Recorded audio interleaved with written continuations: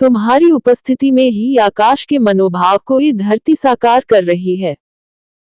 या इसे इस प्रकार भी कहा जा सकता है कि आत्मा की उपस्थिति में ही धरती पर जीवन का प्रवाह चल रहा है। इसका अर्थ यह है कि अस्तित्व तो हम स्वयं हैं। हम स्वयं अस्तित्व होकर भी उस अस्तित्व में जो वस्तुएं हैं और जिनकी सत्ता हमसे है, उन्हीं के पीछे भागते हैं। हमारी बुद्धि ही वह धरातल है जहां आकाश रूपी आत्मा का मनोभाव साकार होता है।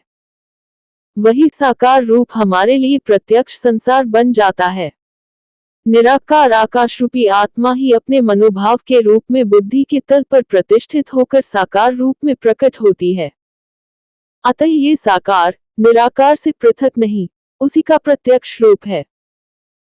अब प्रश्न यह है कि जब निराकार ही अपने मनोभाव के रूप में बुद्धि के तल पर साकार हो रहा है, तब उस साकार के पीछे दौड़ना वास्तव में किसके पीछे दौड़ना है?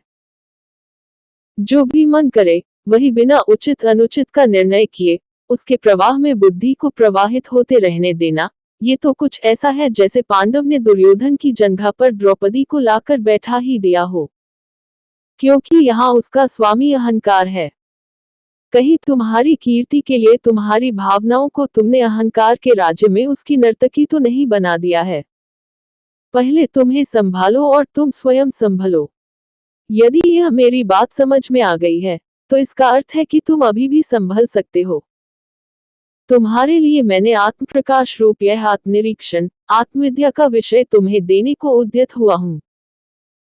फिर भी यदि तुम अहंकार रूपी वैशाखी का सहारा नहीं छोड़ सकते, जो अहंकार तुम्हारे अस्तित्व को निगल गया है, तो फिर अब तुम आगे बढ़ सकते हो। एक और दृष्टि यह भी है कि जब मन स्वयं को देखने लगता है, तब वह केवल विचार नहीं रहता, वह दर्पण बन जाता है। और उस दर्पण में जो दिखाई देता है, वही हमारी वास्तविक दिशा तय करता है। यदि हम उस प्रतिबिंब को स्वीकार कर लें, तो परिवर्तन केवल संभव ही नहीं, अनिवार्य हो जाता है।